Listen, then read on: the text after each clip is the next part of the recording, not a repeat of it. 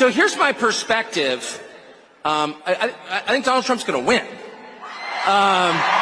which is amazing. And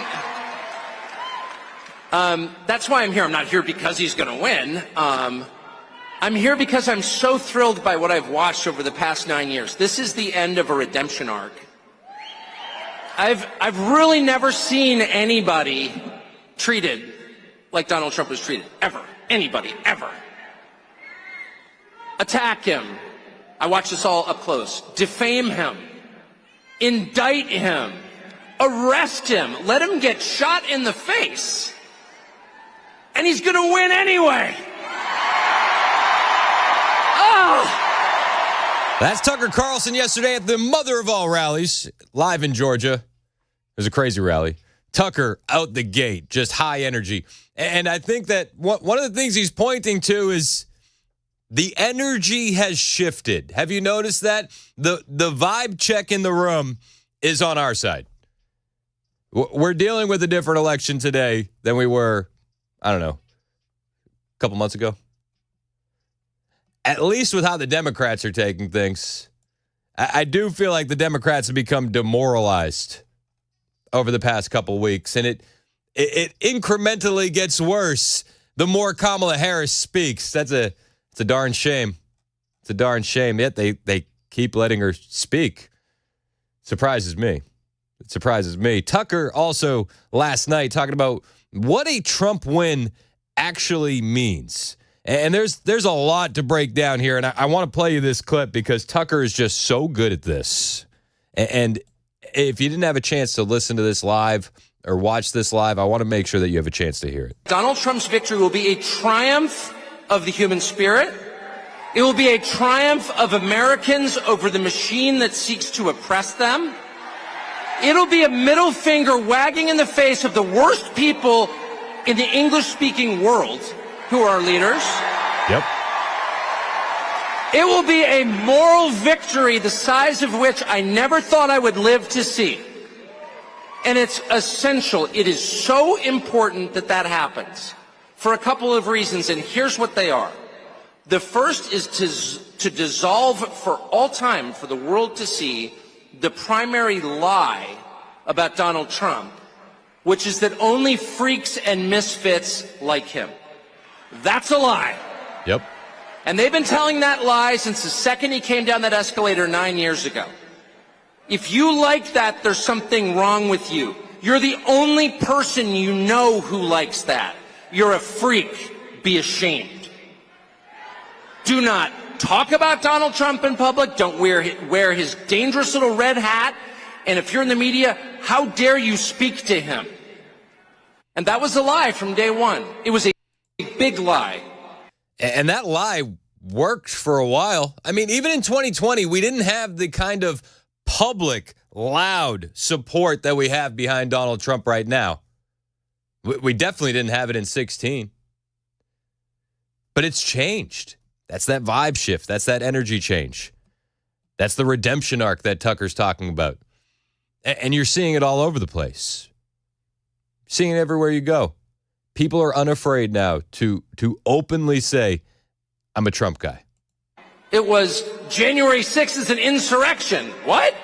It's the kind of lie that they tell relentlessly. They punish anyone who contradicts the lie because it is so preposterous it can only be upheld through force. And in the last 3 months, we have seen that lie dissolve like the Wicked Witch of the West under a bucket of water.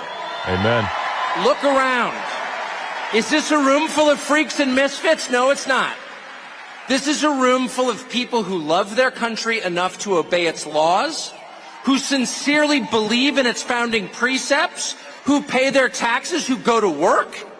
The ever-shrinking percentage of Americans who work a 40-hour week, who expect nothing from the system, and who have given their lives for the system, who are born in this country and plan to die here.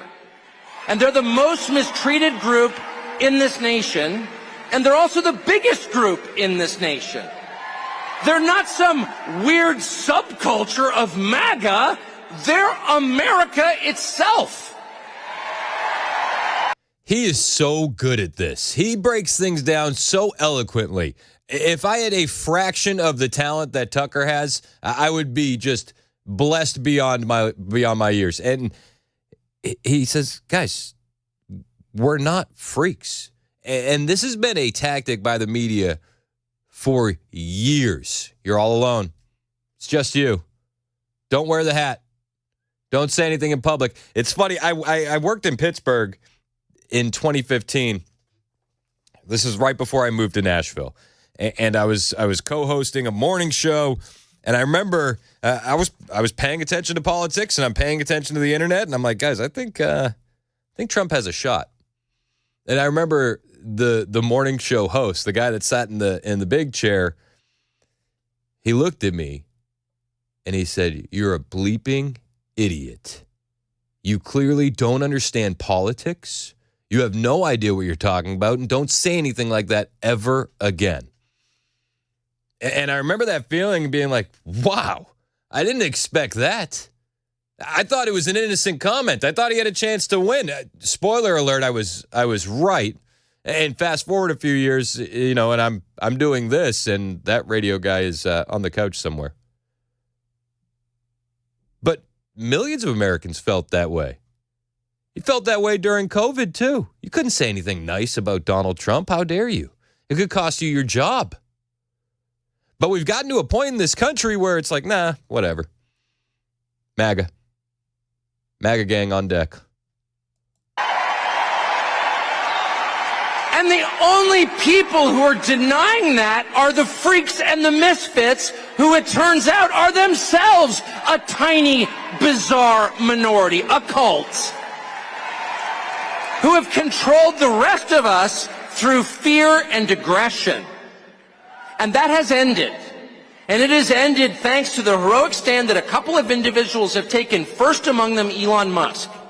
He's right. And this breakdown of what Elon Musk has done for the country via a free speech platform by Tucker is just fantastic. And the crowd knows it. Elon Musk, who single-handedly saved the First Amendment to the Constitution, which, let me remind you, is not just a feature of America, it's the basis of America. It's the First Amendment for a reason. It's what separates the free from the enslaved. Slaves are not allowed to say what they think. Free men have God-given right to do so and will. And this is the only country on earth in which that is guaranteed. And without Elon Musk, it wouldn't be, because he stands alone as the owner of a media platform that is still open. There's only one, and it's X. And that's a big difference between 2020 and 2024. Us debunking that Guardian story would have gained no traction on Twitter in 2020. Us debunking the I'm not going to bury an effing Mexican hoax would have gained no traction on Twitter in 2020.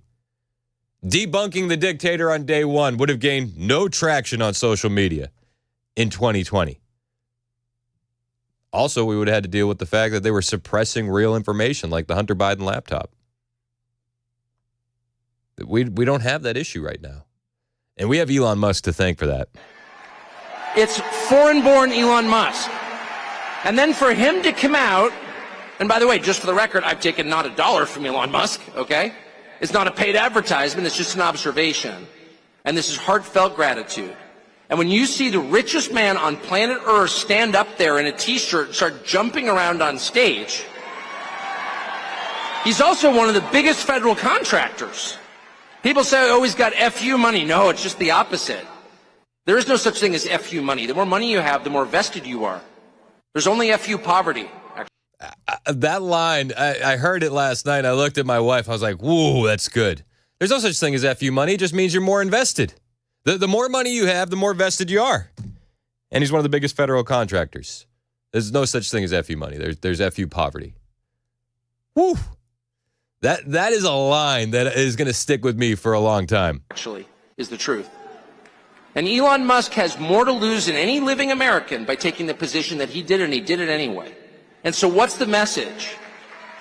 If the person who's created the most, not just piles of cash, he's not Larry Fink, he's not worshiping money like our finance class, he's building things. And if that guy is for Donald Trump, and not only not ashamed of it, he's jumping around in a t-shirt, I can see his belly button, he's so excited, then maybe I'm not alone. Maybe I'm not the freak. Maybe what you're really watching is the tyranny of MSNBC, a channel with virtually no viewers, a channel on which almost every single person has a personal life so grotesquely weird, if you knew the details, you'd call for their arrest. I love Tucker. Again, he does this with no teleprompter. He's not reading his speech. He's just talking off the cuff, and he's so good at it. He's so good at it. We're lucky to have Tucker on our side. We are. And he goes on to say, listen, you know, they wanted us to feel like we were freaks for supporting Donald Trump. They wanted us to feel alone and isolated, and the mainstream media did a good job of that for quite a few years to many Trump supporters, to many people who saw the tyranny of the COVID policies. A lot of people felt that way. But he said, you know, currently, none of the normal people are supporting the Democrat machine. It has flipped. The story the country tells itself about reality has flipped. None of the normal people are supporting the Democratic machine. Tim Walz is supporting the Democratic machine. A man you would never allow to babysit your own children. That's the archetype. You know, I wouldn't let Tim Walz babysit my kids. Anybody else? 615-737-9986. Would you let Tim Walz babysit your kids? It's the party of weirdos, of envy, of hate, of resentment, of bitterness, of weakness, of a total lack of creativity. It's a party of conformity. It's a party of the machine, where it doesn't matter who the candidate is because individuals are immaterial. All that matters is the collective. That's the Soviet model. Yep. And opposing them is the rest of the country, slowly waking up to the fact that these people have no moral authority whatsoever. They have no legitimacy in a democracy where the government must rule by the consent of the governed. They have no consent. And the way that they've treated this country over the past 4 years is the most shocking thing I've ever seen in 55 years. Where's the lie? Where's the lie? You know, this is one of those days where I'm waiting for a hate texter to pop up and try and debunk what Tucker is saying. 3811 on the text line said, I wouldn't let Tim Walz wash my car. Oh, you got me. You got me off track, 3811. I don't think I'd let Tim Walz wash my car. I'd be like, sir, you need to get off my lawn, actually. That's probably the route I would take with Tim Walz. But listen, Tucker electrified the crowd. He did. He electrified the crowd. He did it with no teleprompters, no prepared speech. He's just speaking facts. And so on Election Day, and I sincerely believe Donald Trump's going to win. And if I thought he was going to lose, I'd be here anyway, by the way. I would. In fact, I would have been here earlier if I thought he was going to lose, just to make the point. I mean it. I don't like people who jump on the winning train, okay? I think Donald Trump's going to win.